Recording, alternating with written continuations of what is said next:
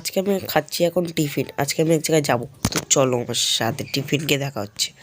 Breakfast খেয়ে ready হয়ে গেলাম। আজকে যাবো চিড়িয়াখানা, তো আমি এখন আছি ট্রেন, তো চলো গিয়ে দেখা হচ্ছে। চিড়িয়াখানায় এসে দেখি বাঘ উল্টো হয়ে শুয়ে আছে, তো তোমাদের দেখাচ্ছি, দাও ভিউটা।